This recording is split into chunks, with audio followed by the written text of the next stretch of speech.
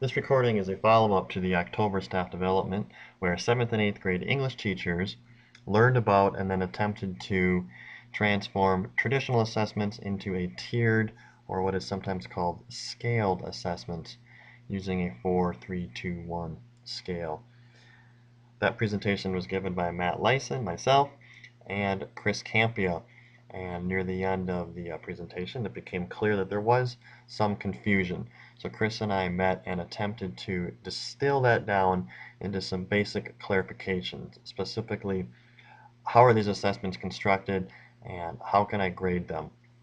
So we'll take a look at that now, and hopefully this can be supportive of you as you undertake your assessment writing.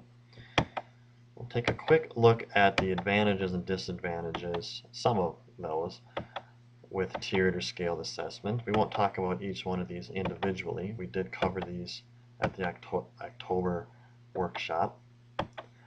But I did want to take a look at this one here that states you're using more level 4 problems. That may have contributed to some of the confusion, and perhaps a better wording would be more higher level thinking problems. We are attempting to write better assessments that ask students to use higher level thinking skills on their assessments. I also want to point out this one, easier to grade. If you left the October 12th workshop thinking this is much harder to grade or I'm confused by this, then that was our shortcoming. So we are attempting to remedy that to some degree. Over on the disadvantages side, we want to point out again that some assessments are difficult to convert. Specifically, those assessments or standards that are asking kids to simply recall, or if you're asking the student to just memorize some information, that can be a little more difficult to turn into a tiered assessment. There's a way to do that, and we will look at that in just a moment.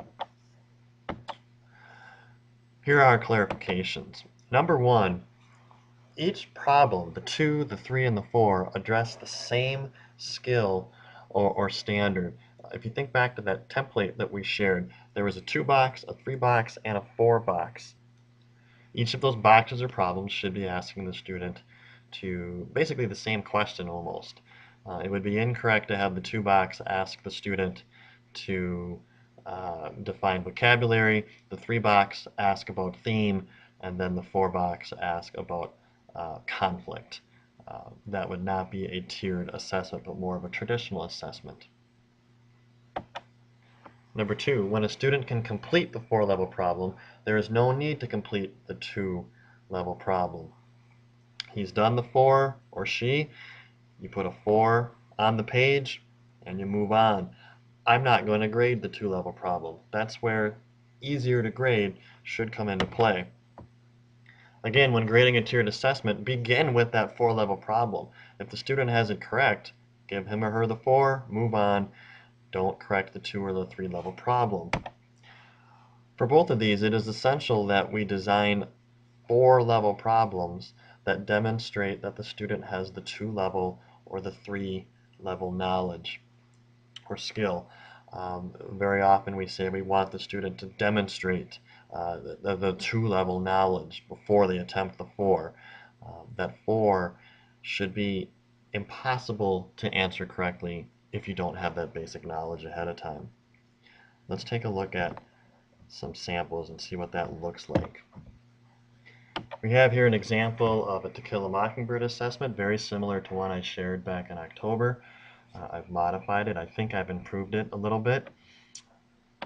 First and foremost, we start with the standard assessed up at the top. Specifically, I'm assessing part of a standard. I'm asking students to read, analyze, and critique a dramatic selection, specifically in how character contributes to the theme and dramatic effect. What I'd like to do is take that and change it into a more student-friendly I can statement. I'm not there yet. I need to be. So I have 3 different tasks or questions or problems for the students.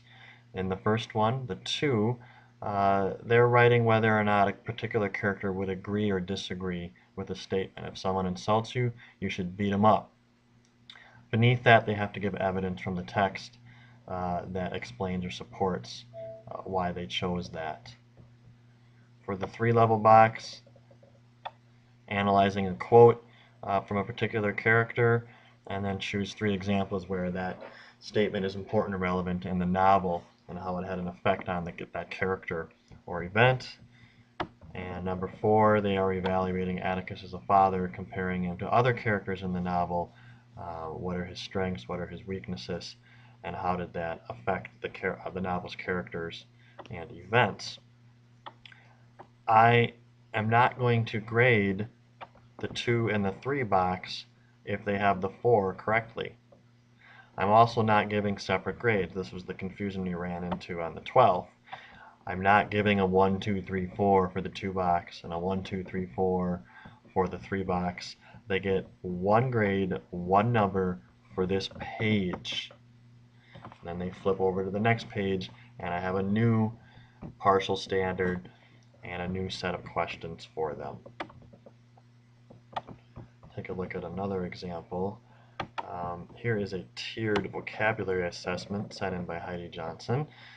Sharing this with everyone in the email. We have matching in the 2, writing definitions for the 3, and then the 4 they have to craft or create their own story using these vocabulary words. She has her assessment or standard assessed up at the top. And again, 1 number for this page depending on the highest level that they got correctly. Start with the 4. If they've got it, don't even read the 3 and the 2 and move on. Grading has now become easier. If we look at the next page, or top page in Heidi's assessment, she's done this one a little bit differently. I want to point out one more time that each page of the assessment, or each group of boxes, assesses a different skill. So here's 1. They do this page, they go to the second page. Now this page is asking them to show this skill or this learning. What makes this one a little bit differently is that the 3 and the 4 question or box has been combined.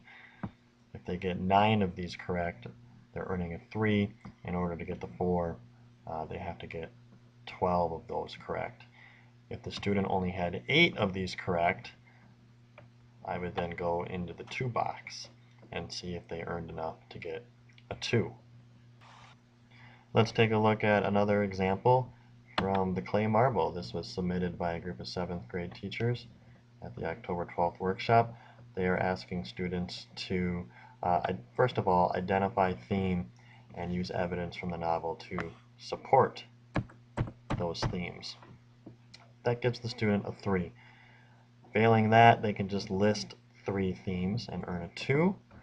And if they want to do more with higher level thinking skills, they have a 4 problem here, where they are ranking events in order of importance in the way they support the theme, and they're explaining their rationale. That's a great assessment for 7th graders. If they can fill that out, give that person a 4 on this page, and move on. One thing I noticed on this page, however, there's a box for a grade here next to each one, and I think this is where some confusion came in for some teachers on the 12th. And the belief was that for the 2-level question, I had to decide, did they get a 1, 2, 3, or 4 on that problem? And then the same for the 3-level and the same for the 4. That would create a lot more grading and a lot of consternation, and that's not the message we want to give for tiered or scaled assessments. That might be also why there are 2 4-level questions here. Perhaps they would probably only need 1 4-level question. If they've got it, they've got the 4 for this page, and you move on. On the other hand, maybe it's not a bad idea to have 2 options for the 4-level question, if you want to get a 4 for a grade. Why not have either or? Pick one of these 2. If you can do either one of these 2, you get a 4. And then you can move on. So I might do this.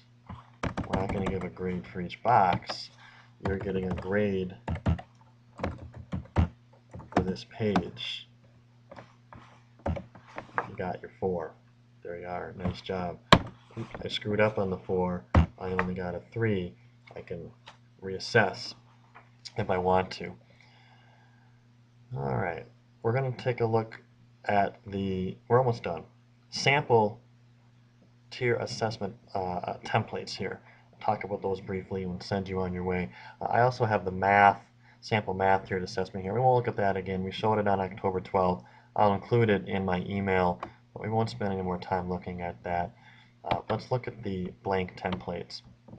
Up at the top on the left, we have our basic tiered assessment. We have the 2, 3, 4. We have standard assessed right there. We also have this W here. If the student does not answer any of the questions correctly and doesn't even have the 2, there's a couple of different things you can do that. Some teachers will give a 0. That immediately affects the student's grade. A 0 can get their attention. I know I need to go back and reassess that. Other teachers circle the W, meaning work in progress. You need to reassess. The W doesn't affect your grade, but kind of gives the same message. We need to go back and reassess. Here's a one that's vertically aligned. It's doing the same thing. It just the boxes are formatted differently depending on what you're asking the student to do. If we scroll down, we have one here that's very similar to what Heidi asked her kids to do, where she combined the 3 and the 4 into one box. This one's slightly different. In order to earn a 4, the students have to do part A and B correctly. In order to earn a 3, they just do one of these 2 parts correctly. You could have A, B, C, D in here and tell the students in order to get a 4, you have to do 3 of the 4, or whatever it is you decide. And then the last one over here, back at the beginning, I mentioned that some assessments are difficult to convert. Those assessments where you're simply asking the student to memorize or recall, this might be one way you could do it. It's just one big box, and if everything is there, you have your 4. With this one, you are doing the conversion method. You're relying on that. A 9 out of 10 equals this, 8 out of 10 equals this, or however many problems you put in here. So that is what I would use if you were giving a tiered assessment and one of the pages was simply recall. This is what that page would look like. All right, ready to wrap it up here. We're just going to come back to our clarifications again. You can take a look at those. If you want more information or even more examples, these templates we're sharing are not static. There are other ways to do tiered or scaled assessments. Definitely recommend reading Formative Assessment and Standards-Based Grading by Bob Marzano. Read the chapters from that book that Chris Campia copied and shared with us. Contact your instructional coach. Give Matt a call. We're always willing to help you write these assessments. Thank you very much for your time, and good luck this year.